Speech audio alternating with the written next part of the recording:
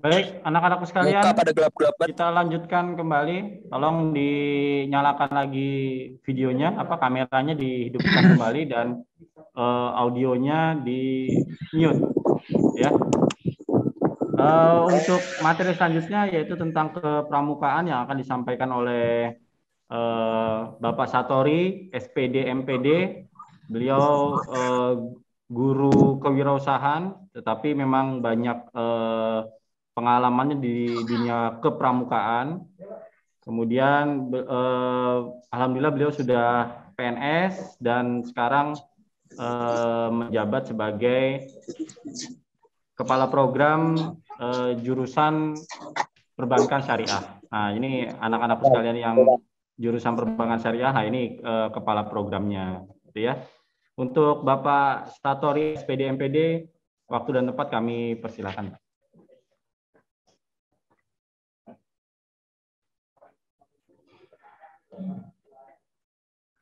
Anhar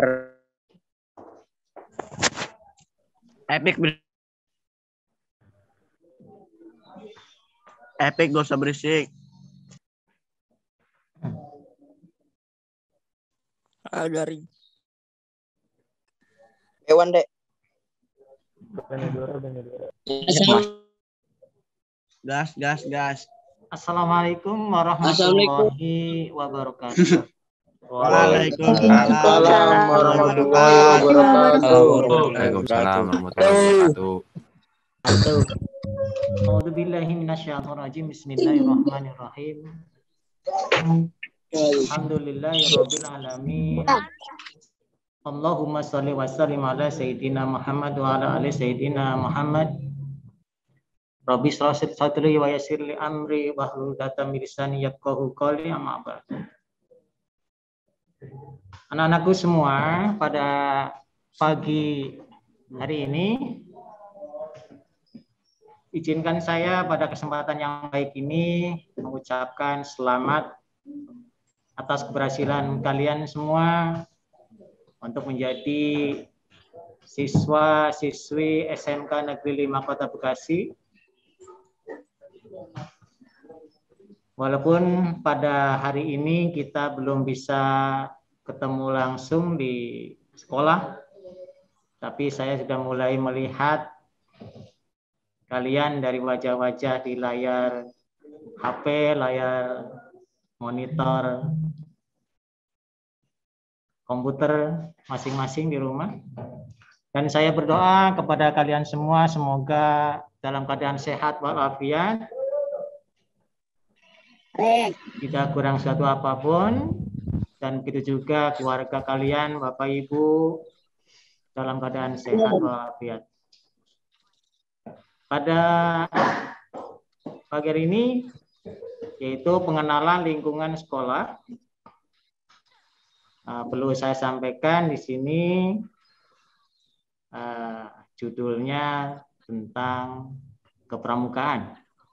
Itu materi pengenalan kepramukaan. Tentu tak kenal tak sayang. Materi kepramukaan ini akan saya sampaikan. Nama saya Satori, SPD MPD. Kita bisa lihat ada biodata saya di bawahnya. Nah, biodata saya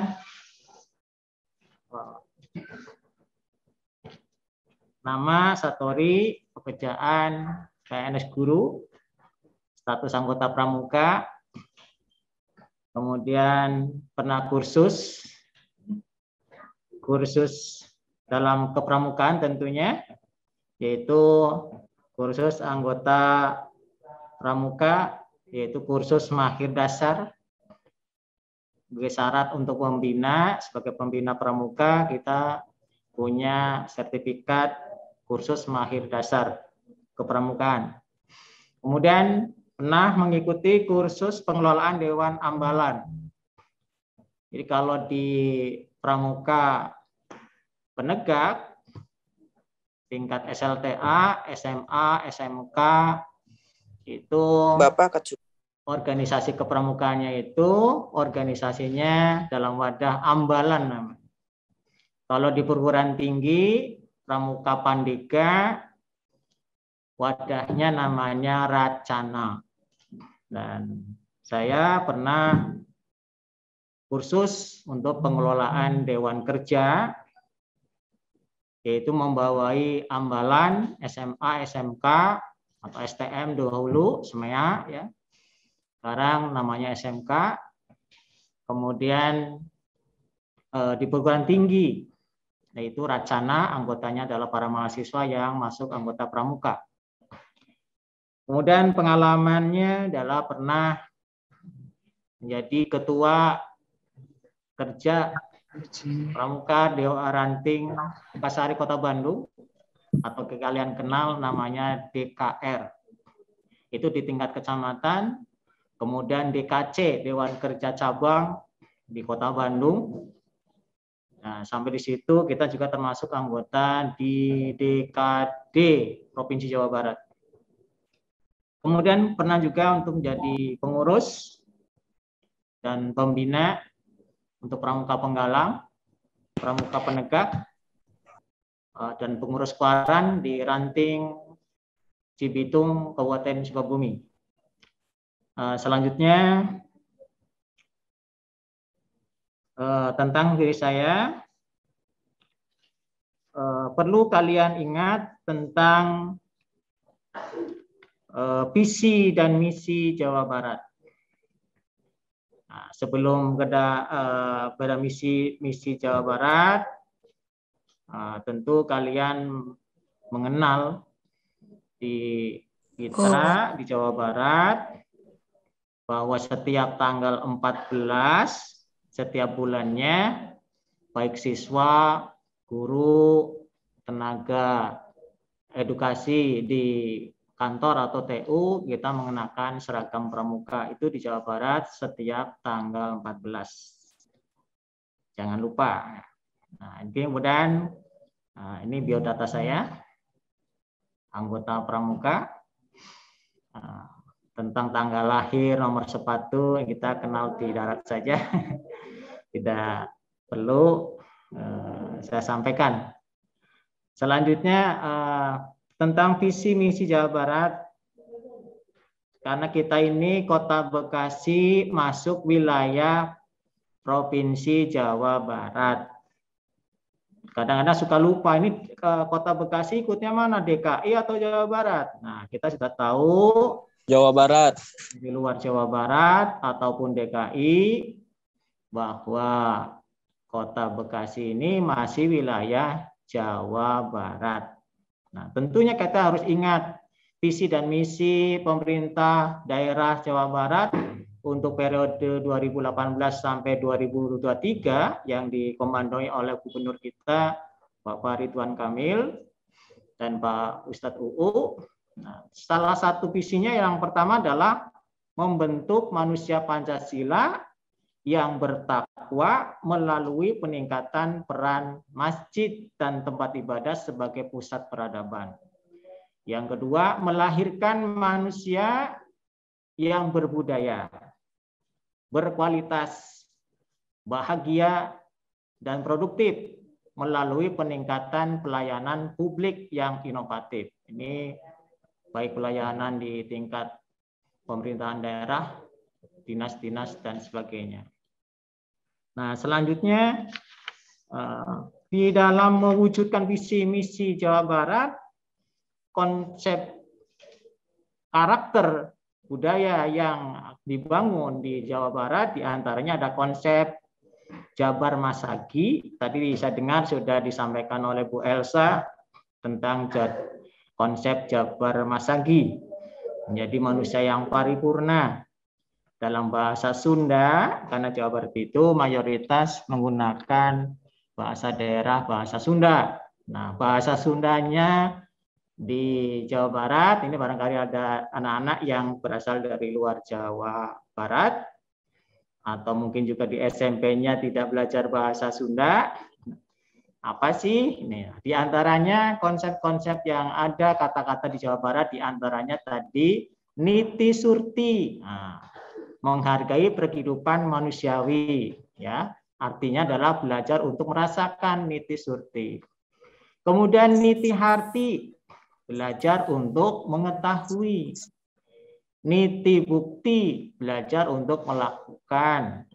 Kemudian niti bakti, belajar untuk hidup bersama, yang tujuannya adalah untuk menjadi insan-insan di Jawa Barat yang niti jadi atau niti jati, niti sajati. Nah, itu mengenai konsep Jabar Masagi dalam rangka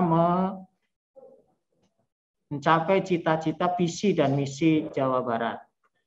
Nah, selanjutnya dalam perkembangan penduduk bangsa Indonesia, terutama adalah di Jawa Barat, perkembangan penduduk di Jawa Barat ini termasuk besar, dan orang sering mengenal kita ini termasuk bonus demografi.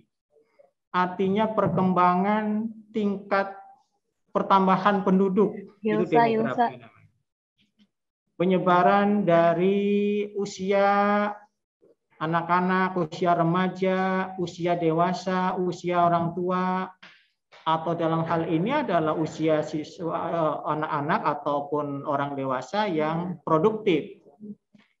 Tentunya kalian sebagai siswa-siswa yang lahir dan belajar di abad 20 dan abad 21 ini, di abad 21 tentunya kalian telah mengenal adanya zaman milenial.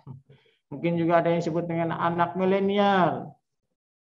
Nah, kita mempunyai tantangan bahwa penduduk bangsa Indonesia yang sangat besar, penduduk Jawa Barat yang besar, penduduk Kota Bekasi yang besar, dan kita sebagai generasi muda, apa yang harus kita persiapkan?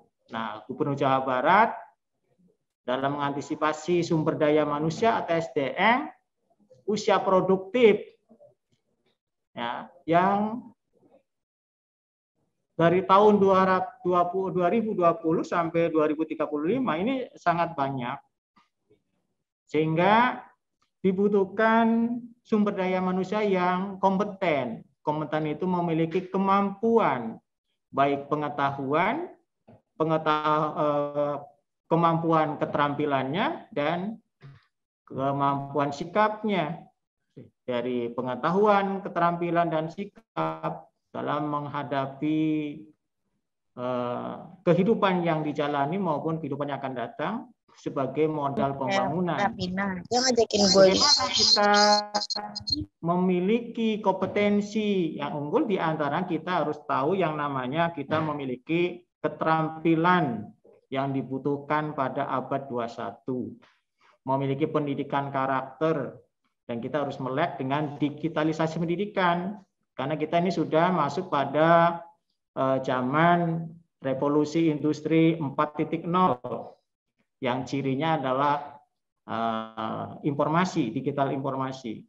Dan kita sudah mulai ya, memasuki revolusi industri 5.0, di mana nanti sudah mulai cirinya adalah robotik. Anak-anak semua, apa sih yang keterampilan 4C dalam keterampilan abad 21? Kita mengenal 4C. Jadi anak-anakku, dalam abad 21 ini kita persiapkan, kalian persiapkan diri agar memiliki minimal 4 kemampuan, 4 keterampilan. Di antaranya yang pertama adalah communication, creativity, collaboration, dan critical thinking. Apa itu yang dimaksud dengan critical thinking, creativity, collaboration, dan komunikasi? Communication, jadi kita harus memiliki kemampuan-kemampuan di dalam berkomunikasi. Di antara critical thinking, yaitu berpikir kritis. Berpikir kritis ini merupakan kemampuan untuk memahami sebuah masalah yang rumit, mengkoneksikan informasi satu dengan informasi yang lain, sehingga akan muncul berbagai perspektif dan menemukan solusi jalan keluar dari suatu permasalahan. Dan critical thinking ini dimaknai juga sebagai kemampuan menalar, memahami, dan membuat pilihan yang begitu rumit, memahami yang untuk interkoneksi antar sistem, dan sebagainya. Yang kedua adalah mengenai kolaborasi. Keterampilan selanjutnya adalah diharapkan kalian memiliki kemampuan berkolaborasi, bekerja sama, saling bersinergi dengan teman, dengan tetangga, dengan rekan kerja, dan sebagainya. Kemudian yang ketiga, ada yang namanya communication. Communication atau komunikasi ini merupakan kegiatan mentransfer informasi, baik secara lisan maupun tulisan. Dengan harapan bahwa anak-anak kita memiliki berbagai macam kemampuan di dalam komunikasi, terutama adalah bahasa. Yang punya kemampuan bahasa Inggris cepat dilatih, kemampuan bahasa Inggrisnya baik pasif maupun aktif, baik lisan maupun tulisannya. Walaupun tidak lupa menguasai bahasa daerah dan bahasa nasional kita. Yang keempat adalah mengenai kreativitas. Kalian juga harus memiliki kemampuan kreativitas. Dalam hal ini adalah perlu kita pikirkan ke depan dalam bahasa yang sederhana, apa yang Anda akan lakukan, apa yang Anda buat di masa yang akan datang. Ini adalah satu kreativitas untuk menyampaikan gagasan-gagasan baru kepada yang lain. Kemudian ada yang disebut dengan karakter. Menurut bahasa Indonesia, karakter atau tabiat ini sifat-sifat kejiwaan, akhlak, budi pekerti yang membedakan seseorang dengan yang lainnya. Karakter disebut juga watak. Di dalam ilmu komputer, karakter itu ya kumpulan huruf. Nah, kita mengenal berapa karakter, gitu ya, berapa huruf, berapa angka, ruang, simbol itu kalau dalam RPL mungkin ini sudah tidak asing lagi. Kata karakter dalam ilmu komputer ya artinya ya angka, huruf yang dipakai pada simbol-simbol komputer.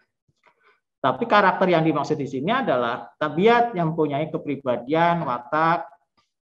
Nah, ini adalah sumbernya dari Kamus Besar Bahasa Indonesia.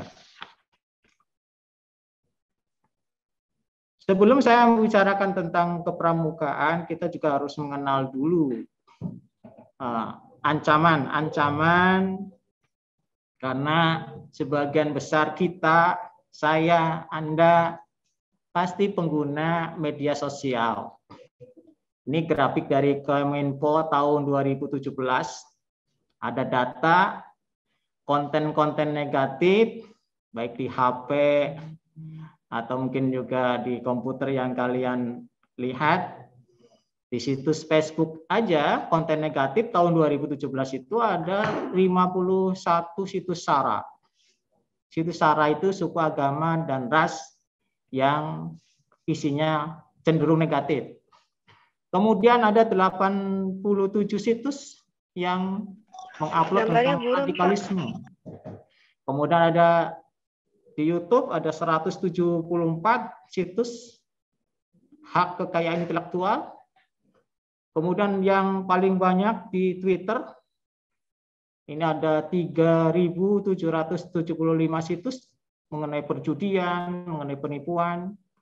Kemudian di situs yang lain ada 7.607 situs pornografi. Nah, ini adalah ancaman-ancaman sehingga kalian punya HP, membaca media sosial harus tetap memfilter atau dikurasi. Dalam bahasa lainnya adalah dikurasi, disaring. Nah, istilah baru ini adalah dikurasi. Nah, dikurasi itu artinya difilter, disaring. Kalau sekiranya tidak cocok jangan dibaca, jangan dilihat. Cukup tahu dan jangan di-share kemana-mana. Itu ancaman-ancaman di zaman revolusi industri 4.0. Kemudian berdasarkan pekerjaan pengguna internet, mahasiswa paling banyak sekitar 90% atau 89,7% ini pengguna internet di Indonesia, ini mahasiswa. Kemudian pelajar, ini sekitar 70%. Yang kerja sekitar 58%. Ibu rumah tangga 25%.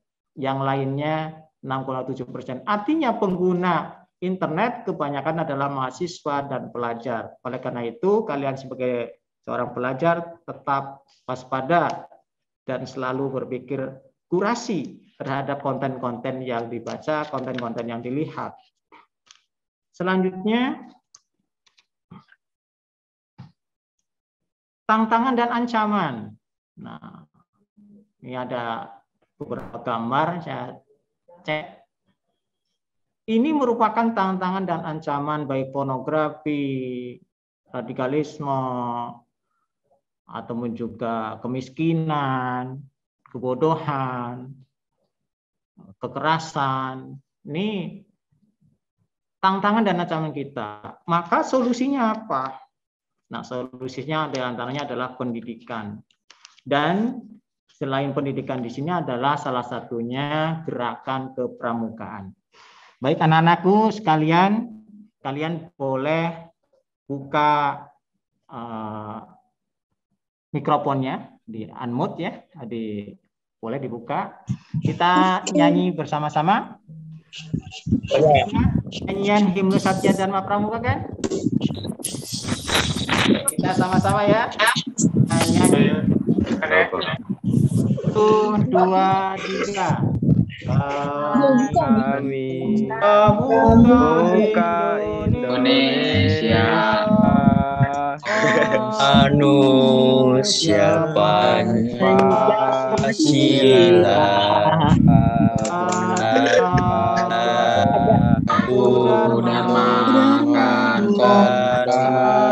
Dharma ya Indonesia,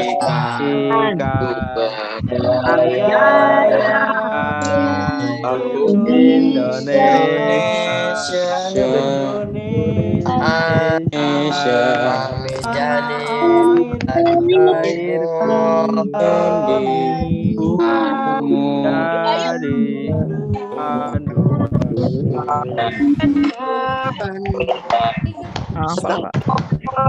apa Pak?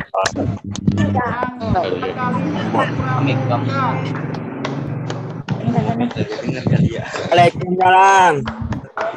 Siapa nih? Ini sana nih, ibunya dong. Lentangkan tangan ke atas.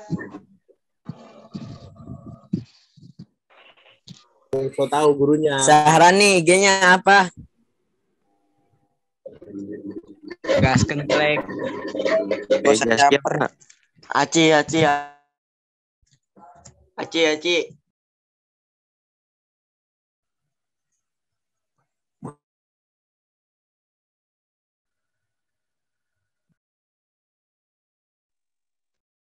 Pak, suaranya, Pak. Pak, suaranya di mute, Pak. Tolong dibuka dulu, Pak. Norma-norma. Ada 10 norma-norma kalian sebagai anggota gerakan Pramuka Indonesia. Sebagai anggota Pramuka Indonesia, kita harus memiliki acuan norma-norma yang perlu dilakukan sebagai anggota Pramuka ada 10. Yang pertama, kalian sudah ingat, mungkin sering dibaca, sering disingkat Taci, Papa, Rera, Hedi, Besu. Hafal kalian ya di Penggalang. Jadi kalau di SMP sebutan pramukanya Pramuka Penggalang. Pasti hafal dengan Taci, Papa, Rera, Hedi, Besu. Satu adalah takwa kepada Tuhan Yang Maha Esa. Yang kedua cinta alam dan kasih sayang kepada sesama manusia. 3, patriot yang sopan dan kesatria. 4, patuh dan suka bermusyawarah. 5, rela menolong dan tabah. 6. Rajin, terampil, dan gembira. 7. Hemat, cermat, dan bersahaja. Cermat, cermat, dan bersahaja. Disiplin, berani, dan setia. 9. Bertanggung jawab dan dapat dipercaya. 10. Suci dalam pikiran, perkataan, dan perbuatan. Ini anak-anak semua, adik-adik pramuka, bahwa kita sebagai anggota gerakan pramuka memiliki 10 norma perilaku-perilaku yang perlu kita lakukan di dalam kehidupan kita sehari-hari, baik di sekolah, di rumah, maupun di masyarakat. Selanjutnya, selain dasar pramuka, kita harus tahu, oh di sekolah ada pramuka, Pak. Saya nggak pernah ikut pramuka, Kak. Nah, ternyata anak-anakku, adik-adik pramuka, dasarnya ini adalah Peraturan Menteri Pendidikan dan Kebudayaan nomor 63 tahun 2014 bahwa siswa-siswa tingkat pendidikan dasar dan umum maupun vokasi ada yang namanya pendidikan kepramukaan sebagai kegiatan ekstrakurikuler, ya, ekstrakurikuler. Kalian sering menyebutnya eskul. Yang betul itu bukan pakai L, pakai R ya, eskur ya. Eskul itu singkatannya dari ekstrakurikuler. Yaitu kegiatan pendidikan di sekolah ya, di bawah tanggung jawab sekolah. Nah, kalau di sekolah bisa nggak ekstrakurikuler di luar? Nanti kita bisa diskusikan karena ada pangkalan kepramukaan gugus depan yang di luar sekolah. Jadi dasarnya apa? Bahwa kita di sekolah ada kegiatan kepramukaan adalah berdasarkan Peraturan Menteri Pendidikan nomor 63 tahun 2014 di mana pramuka ini sebagai salah satu kegiatan ekstrakurikuler atau kalian singkat dengan eskul, harusnya singkatan yang betul adalah eskur pakai R ya. Wajib pada pendidikan dasar dan pendidikan menengah. Nah, SMA, SMK itu sebenarnya ya menengah. Tapi kan SMK sekarang menjadi sekolah vokasi. Dan selanjutnya alasannya apa? Yang pertama bahwa secara legalitas pramuka ini legal, diketahui umum, tercatat organisasinya oleh pemerintah pusat. Dan pramuka ini ada undang-undangnya, hebat nih. Ya, ternyata organisasi gerakan pramuka itu ada undang-undangnya. Siapa undang-undang itu? Undang-undang ini adalah peraturan yang disahkan oleh Dewan Perwakilan Rakyat bersama Presiden. Kalau Bu Elsa mengatakan dengan bahasa lain, undang-undang itu yang membuat adalah badan legislatif dan badan eksekutif. Badan legislatifnya adalah DPR, badan eksekutifnya adalah Presiden dan para menterinya. Itu undang-undangnya nomor 12 tahun 2010 tentang gerakan pramuka. Itu legalitasnya. Ya, selain peraturan menteri tadi nomor 63 tahun 2014, sebelumnya sudah ada undang-undangnya. Jadi undang-undang pramuka dulu nomor 12 tahun 2010, kemudian diterjemahkan, kemudian diuraikan atau di breakdown ke dalam peraturan Menteri Pendidikan dan Kebudayaan nomor 63 tahun 2014 bahwa kegiatan pramukaan ini sebagai kegiatan gerakan yang perlu dilakukan di sekolah sebagai gerakan atau kegiatan ekstrakurikuler wajib di sekolah. Kedua, pendidikan pramuka ini mengajarkan banyak nilai-nilai, mana yang dianggap baik, mana yang pantas dan tidak pantas, mana nilai-nilai ketuhanan, nilai-nilai kebudayaan, kepemimpinan, kebersamaan, nilai-nilai sosial, kecintaan alam, hingga kita diajarkan tentang kemandirian. Itu mengenai alasan pramuka.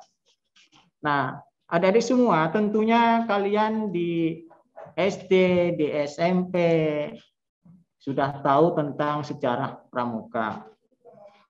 Ada di rumah, adik-adik juga, enggak Pak, saya dari SD, SMP nggak pernah ikut pramuka. Ya, sekarang sudah mulai. Pak, kalau misalnya di SD, di SMP nggak pernah ikut pramuka, boleh nggak di SMK ikut pramuka? Ya boleh. Terus apakah harus SD, harus pramuka penggalang rambut terap dulu? Tidak. Nanti kita lihat ya. Sejarah gerakan pramuka, terutama pramuka yang ada di Indonesia itu sebenarnya sudah ada sejak tahun 1923. Dibawa oleh tentara Belanda dengan nama National Strategic Organisasi atau NPO. Nah, itu adanya di Bandung tahun 1923. Kemudian di tahun yang sama di Jakarta didirikan Young Indonesia Patriotic Organisasi. Nah, itu artinya tentang kepramukaan. Kemudian bagaimana perkembangan pramuka di Indonesia? Kita mengenal tadi kapan pramuka di Indonesia diresmikan sebagai gerakan kepanduan yang ada di Indonesia. Kita mengenal hari pramuka secara resmi itu tahun 1961.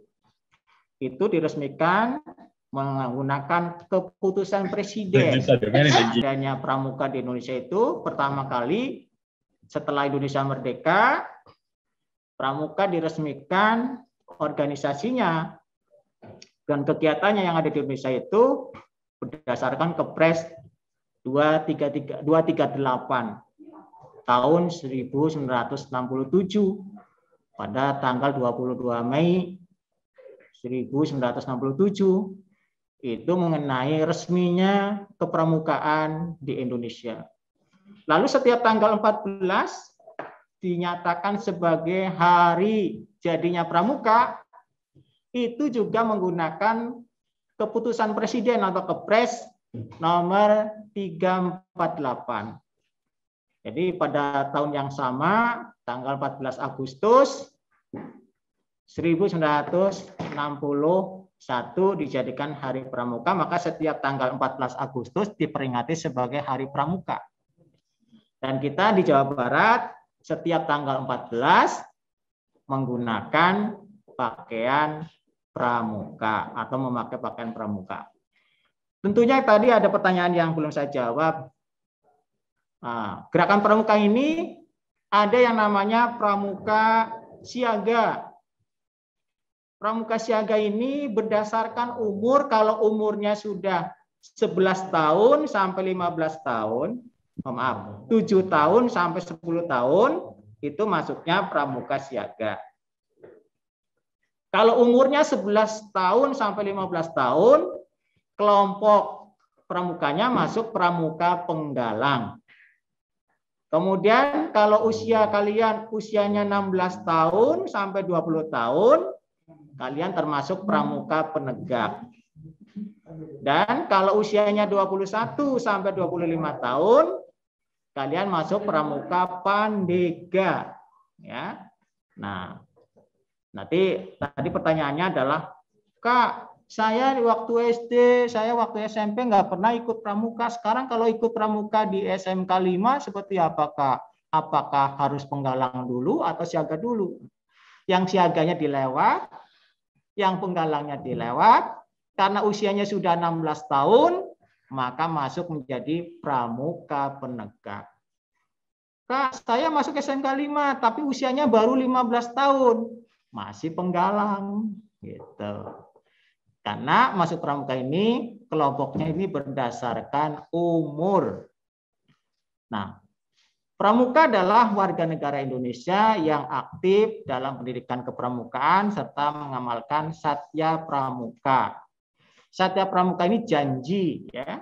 Kita mengenal adanya Trisatya, Untuk penggalang, kemudian penegak, pandega, pembina, itu satyanya adalah trisatya. Kalau siaga ada namanya dwisatya.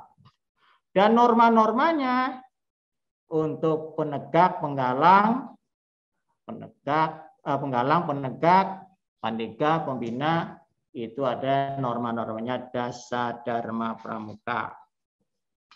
Nah, selanjutnya pendidikan kepramukaan. Ini adalah suatu proses. Pendidikan sendiri artinya mendewasakan seorang yang belum dewasa menjadi dewasa, yang bisa membedakan mana yang baik dan mana yang tidak baik, mana yang pantas dan mana yang tidak pantas. Jadi dewasa bukan berarti karena badannya besar. Dewasa bukan berarti umurnya udah tua. Nah, ini lebih spesifik adalah proses yang bisa membedakan mana yang pantas dan mana yang tidak pantas. Oleh karena itu, di dalam kepramukaan, proses pendidikan ini merupakan proses di luar lingkungan sekolah. Maka disebut kepramukaan ini adalah sifatnya outdoor. Tapi banyak juga teman-teman, kalau di luar ruangan tidak ada gimana? Ya di kelas. Maka ada yang disebut dengan indoors. Ya boleh. Kegiatan pendidikannya indoor maupun outdoor. Tapi pada umumnya adalah outdoor. Itu proses pendidikan yang dilakukan di luar lingkungan sekolah. Selanjutnya, gerakan pramuka ini merupakan gerakan kepanduan yang artinya pramuka dari singkatan Praja Muda Karana. Ya, didirikan, tadi berdirinya pramuka, kalau harus ingat nih, Kepresnya, Keputusan Presiden nomor 238 tahun 1961, tanggal 20 Mei 1961. Itu pertama kali secara resmi bahwa dinyatakan pramuka secara legal ada di Indonesia berdasarkan keputusan Presiden.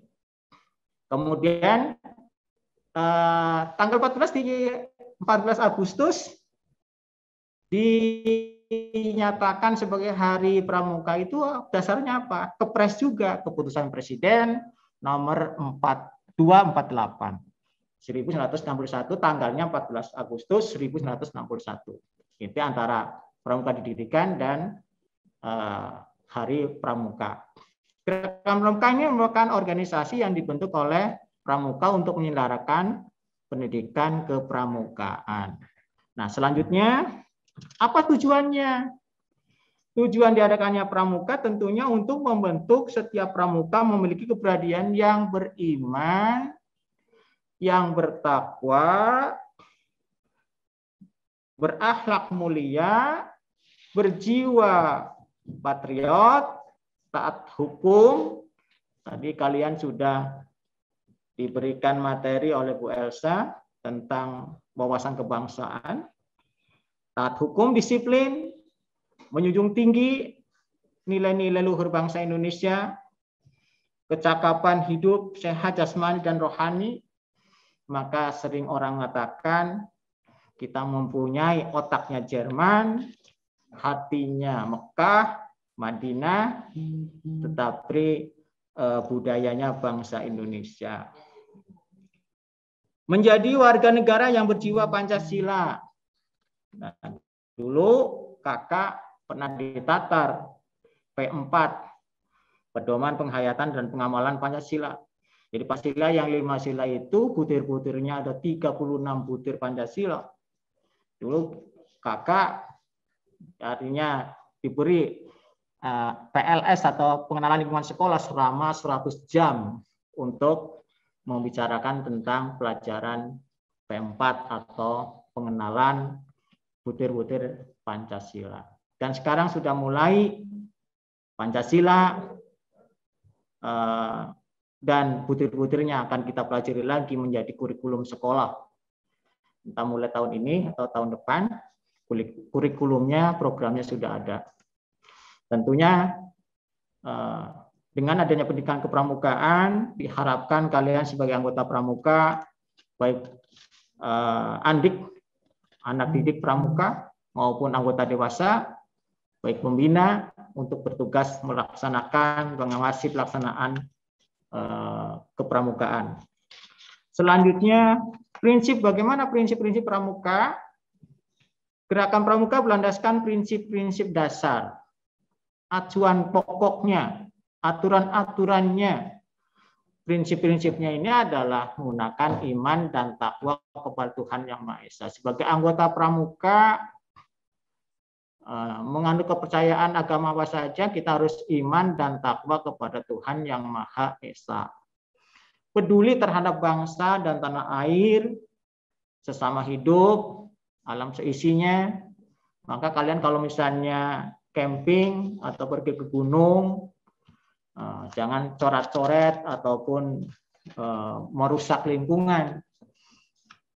Karena kita sudah diajarkan sebagai gerakan pramuka yang peduli terhadap bangsa dan tanah air, sesama hidup, dan alam seisinya. Peduli terhadap dirinya secara pribadi. Sekarang lagi zamannya, zaman pandemi. Paling tidak kita peduli pada diri kita sendiri dan peduli pada orang lain. Supaya kita selalu sehat. Taat kepada kode kehormatan pramuka. Nah, kode kehormatan pramuka ada dua tadi. Satu adalah kode satyanya adalah Trisatya untuk menegak, dan kode kehormatan Dasa Dharma Pramuka ada 10. Selanjutnya ini ada peraturan menteri. Kalau kalian misalnya mau baca, orang tua mau baca, apa sih sebenarnya tentang pendidikan kepramukaan, boleh dibaca di peraturan menteri nomor 63 tahun 2014. Maka jangan heran kalau kalian misalnya pas nanti tatap muka belajar di sekolah, lagi ngapain? Di sekolah pulangnya terlambat, ikut kegiatan pramuka. Kenapa sih ada pramuka segala macam? Lihat aja lah undang-undangnya, peraturannya. Sehingga kita ini memiliki kemampuan lain yang tidak dimiliki oleh orang lain. Memiliki kemampuan pengetahuan, kemampuan keterampilan, sikap, juga memiliki pengetahuan tentang berorganisasi. Ketika kita bekerja pun akan ditanya, apakah kita punya pengalaman berorganisasi? Padahal kita habis sekolah pulang. Nah, pengalaman berorganisasi ini luas. Dalam ekskul boleh, termasuk di kelas jadi ke KM, menjadi ketua diskusi.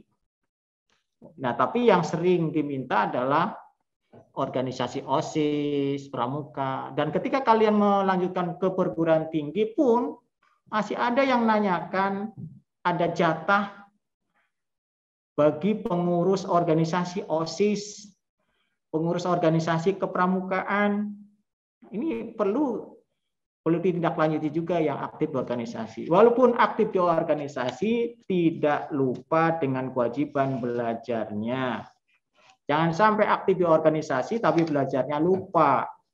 Organisasinya giat tapi nilai rapotnya jelek-jelek. Ini jangan terjadi.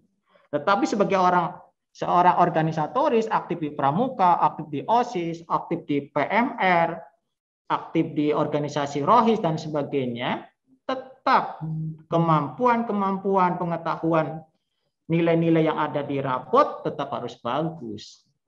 Sehingga tidak ada kesenjangan, tidak ada perbedaan orang kok aktif di organisasi kok nilainya jelek. Tidak ada alasan. Oleh karena itu yang aktif di organisasi harus tetap pandai, pintar. Nah, kemudian model pendidikan yang ada di kepramukaan, modelnya adalah model blok, model aktualisasi, model reguler. Ini model-model yang ada di pendidikan kepramukaan. Nah, selanjutnya metodenya apa? Metode yang ada di pendidikan kepramukaan. Di antaranya adalah metode pengamalan kode kehormatan pramuka. Tadi kita harus hafal dan melaksanakan kode kehormatan Dasa Dharma Pramuka yang sudah dibacakan tadi. Kemudian belajar sambil melakukan, learning by doing. Nah, biasanya kalau belajar hanya dihafal aja suka lupa, tapi dilakukan. Kalau dilakukan cepat ingat dan lama.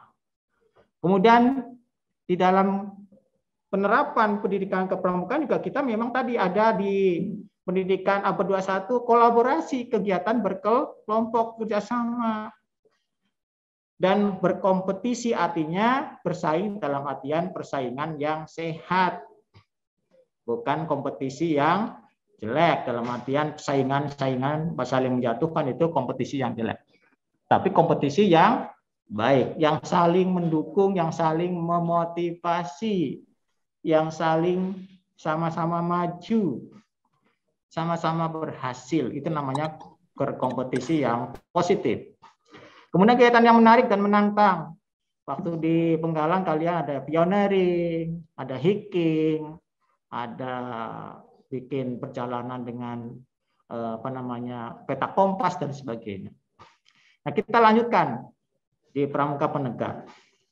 Kemudian metode dan teknik penerapannya ada yang namanya praktek langsung, permainan, perjalanan, diskusi, simulasi, nampak tilas dan sebagainya. Nah, keanggotaan tentang anggota pramuka. Tadi usia ya. Keanggotaan pramuka ini berdasarkan usia. Jadi walaupun di SD tidak pernah ikut pramuka siaga, tidak ikut pramuka Penggalang, tapi aktif di SMK 5 masuk karena usianya 16 tahun sudah masuk menjadi pramuka penegak. Nah, selanjutnya apa kedudukan pramuka di dalam kurikulum 2013? Kita program pendidikan di SMK 5 masih menggunakan kurikulum. Kurikulum itu adalah pedoman atau garis-garis ataupun acuan program pelaksanaan pembelajaran, itu namanya kurikulum. Di SMK 5 menggunakan kurikulum 2013 revisi untuk SMK. Ini kedudukannya itu ada gambar, kita lihat. Ada kurikulum 13 2013 dan pendidikan kepramukaan. Jadi kalau dilihat dari diagram pen, itu kita mengenal adanya tujuan pendidikan nasional. Nah, tujuan pendidikan nasional itu terletak di kurikulum 2013 dan undang-undang pendidikan. Kita mempunyai undang-undang tentang pendidikan, sistem pendidikan nasional, itu undang-undangnya nomor 20 tahun 2003. Itu undang-undang sistem pendidikan nasional. Di dalam undang-undang itu ada yang namanya kurikulum. Dan kurikulum yang berlaku di SMK 5 menggunakan kurikulum SMK 2013 revisi. Apa kaitannya dengan pendidikan kepramukaan sebagai ekstrakurikuler wajib? Karena kepramukaan itu juga dasarnya undang-undang. Undang-undang nomor 12 tahun 2010. Kalian mengikuti eskul atau ekstrakurikuler kepramukaan. Karena SMK 5 juga punya gugus depan. Nah, selanjutnya organisasi. Nah, organisasi kepramukaan itu ada yang namanya, yang tingkat paling bawah satuan itu namanya ada gudep, gugus depan. Biasanya di sekolah. Kemudian di atas gudep, kuaran, itu tingkat kecamatan. Di atas kecamatan, tingkat kabupaten kota namanya kuarcap. Di atas kota dan kabupaten, tingkat provinsi namanya kuarda. Dan tingkat nasional namanya kuartir nasional. Nah, selanjutnya nih lihat perjalanan menjadi pramuka penegak. Ya, lihat. Pramuka penegak, ada gambar situ. Sudah saya buatkan. Kak, kalau saya mau masuk pramuka di SMK 5, caranya gimana? Nah, itu adalah penegak. Ya, masuk nih penegak. Kalian masuk menjadi tamu ambalan. Nah, dari Penggalang, ya, usia 16 tahun masuk ke penegak menjadi tamu ambalan. Sampai 3 bulan latihan, baru ngisi namanya SKU. SKU itu syarat kecakapan umum, ada bukunya. Ada 27 pertanyaan. Setelah lulus, diuji oleh pembina, baru ucap janji ulang Trisatya dikukuhkan menjadi calon penegak bantara. Setelah penegak bantara, ngisi SKU lagi, diuji, maka di pundaknya disematkan balok laksana. Ada lagi sebelumnya setelah laksana. Di penegak itu ada 3 tingkatan. Penegak bantara, penegak laksana, dan penegak Garuda. Nah ini coba, ini belum ada ini SMK 5 laksana Garudanya. Penegak laksana Garuda. Selanjutnya, hal-hal lain tentang kegiatan kepramukaan, itu ada kegiatan kepramukaan diantaranya adalah upacara pembukaan, keterampilan-keterampilan kepramukaan, nilai-nilai sikap keterampilan yang ada di pramuka. Nah, kalian bisa baca selanjutnya. Tentunya pada kesempatan ini tidak cukup untuk diterangkan semua, paling tidak kalian sudah mulai mengenal bagi yang baru masuk mengikuti kegiatan kepramukaan. Bagi yang sudah aktif di SMP-nya Pramuka Penggalang, lanjutkan. Saya lihat banyak prestasi-prestasi dalam kegiatan kepramukaan waktu di SMP. Saya ucapkan selamat, ya. Kalian sudah diterima di SMK Negeri 5. Mudah-mudahan betah, panjang umur, secara walafiat sehingga kita bisa belajar dan lulus dengan nilai yang terbaik. Amin. Saya cukupkan sekian, kurang lebihnya mohon maaf. Billahi taufiq wal hidayah. Assalamualaikum warahmatullahi wabarakatuh. Waalaikumsalam warahmatullahi wabarakatuh. Selesai. Waalaikumsalam warahmatullahi wabarakatuh. Saya udah 5, Pak. Udah bubur aing teh mau FT.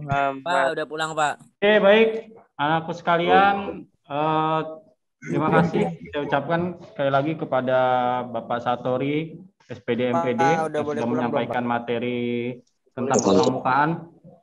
Banyak sekali yang bisa kita petik di sana ya, terkait jiwa kepramukaan. Semoga anak-anakku semua bisa mengambil ilmu pada MPLS hari ini. Dan demikian serangkaian acara MPLS pada hari ini ya. Ingat, MPLS sampai dengan hari Jumat. Tadi ada konfirmasi lagi, ternyata MPLS sampai dengan hari Jumat. Hari Jumatnya yaitu OSIS. Ya, materinya adalah tentang OSIS. Jadi kita serahkan ke OSIS untuk hari Jumat. Baik anak-anakku sekalian, dengan membaca hamdalah bersama-sama. Alhamdulillah. Alhamdulillah.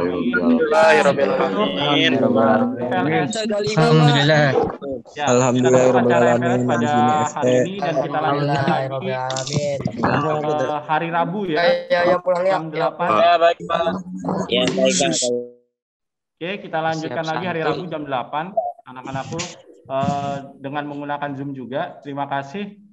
Baik, Pak. Wabillahi taufiq wal hidayah. Assalamualaikum warahmatullahi wabarakatuh. Waalaikumsalam warahmatullahi wabarakatuh.